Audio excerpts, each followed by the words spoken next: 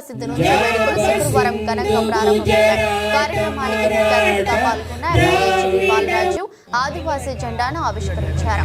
ITDA కార్యాలయ ఆవరణలో వివిధ శాఖలకు సంబంధించిన పోషకాహారం, మెడికల్, వెదురుతో తయారు చేసిన వస్తువులతో పాటు రకరకాల గిరిజన ఉత్పత్తులకు సంబంధించిన స్టాల్స్ అధికారులు ఏర్పాటు చేశారు. అదేవిధంగా విద్యార్థుల ఆదివాసీ నృత్యాలు చూపర్లను ఆకట్టుకున్నాయి.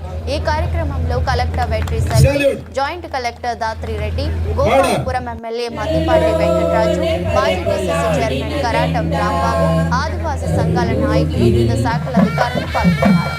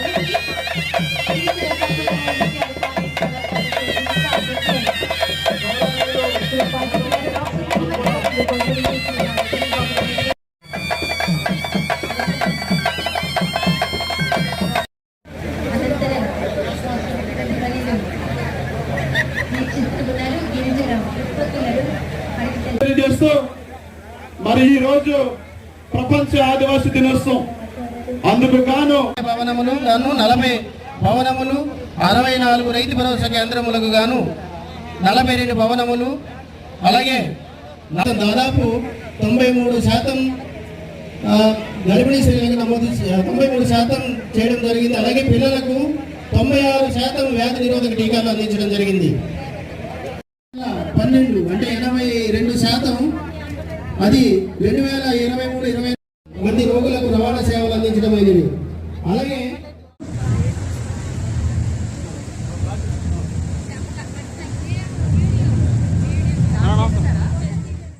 విద్యార్థులు జీడబ్ల్యూఎస్ గర్ల్స్ కామేకొండ విద్యార్థులతో ఒక ప్రత్యేకమైన సాంస్కృతిక కార్యక్రమం ఉంటుంది. దయచేసి అందరూ కూడా వెకెట్ చేయాలని కోరుతా ఉన్నాం. ప్లీజ్.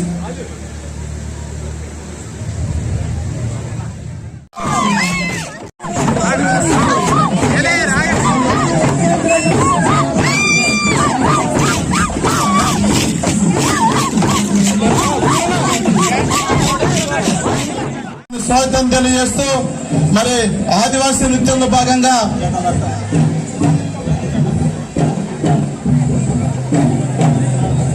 అదేవిధంగా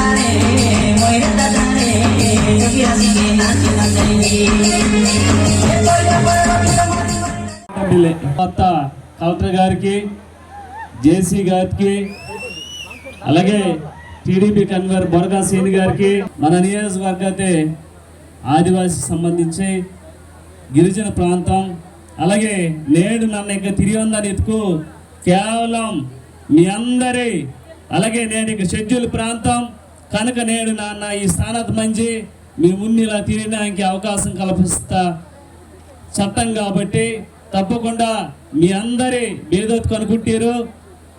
చట్టాన్ని ప్రతి ఒక్కటి కూడా అమలుతంగా బాధ్యత నన్ను తప్పకుండా తీసుకుంటాను.